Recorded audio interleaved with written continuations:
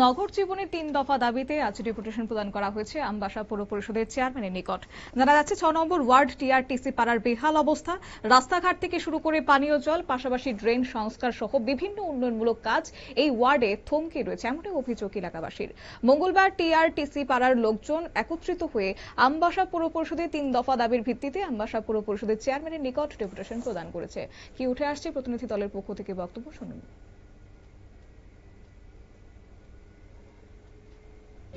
হয় তখন আমরা বাইক নিয়ে গাড়ি নিয়ে আমরা বাড়িতে ঢুকতে পারি না, রাস্তার মধ্যে রেখে যেতে হয়, কারণ কি ড্রেনেজ সিস্টেম ভালো না।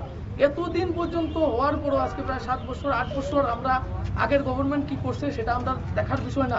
এখন গভর্নমেন্ট আমরা আজকে 7 বছর ধরে যখন চালাইতেছে, একটু তো আমাদের দিকে একটু চাইতো। আমরাও তো মানুষ, আমাদেরও তো সুস্থভাবে বাঁচার ইচ্ছা থাকে, যেন ভালো করে আমরা থাকি ভালোভাবে। যেহেতু আমরা সমস্ত ধরনের কর আমরা দিয়ে যেতেছি, আজকে বাজার টাউন এলাকাতে যেই কর দেওয়া হইতেছে আমরা ভিতর অঞ্চলে সেম করেই আমরা প্রদান করতেছি, সবকিছুই আমরা সেম ভাবে দিতেছি।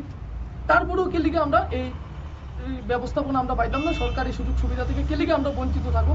এই দাবিতে আমরা 3 দফা দাবিতে আজকের আমাদের এই যে ডেপুটেশন। যদি এদিন আমবাসা টিআরটিসি পাড়ার পক্ষ থেকে সম্রাট বসাকের নেতৃত্বে প্রতিনিধি দল চেয়ারম্যানের কাছে ডেপুটেশন প্রদান করেন। এক সাক্ষাৎকারে সম্রাট বসাক বলেন যে আমবাসা টিআরটিসি পাড়ার বাসিন্দারা আমবাসা পুর পরিষদকে কর দিয়ে আসছে, কিন্তু পুর পরিষদ থেকে কোনো সুযোগ সুবিধা পাচ্ছে না, এমনই অভিযোগ তাদের। এবং তাই আজ প্রত্যেকে একসঙ্গে হয়ে আমবাসা পুর পরিষদের ডেপুটেশন প্রদান করেছে। তাদের দাবি না মানলে আগামী দিনে বৃহত্তর আন্দোলনে নামবেন বলে এদিন হুঁশিয়ারি দিয়েছেন এলাকাবাসী। সংবাদ আপাতত এই পর্যন্তই। পরবর্তী আপডেটের জন্য চোখ রাখুন শুধুমাত্র নিউজ ভ্যানগার্ডের পর্দায়। নমস্কার।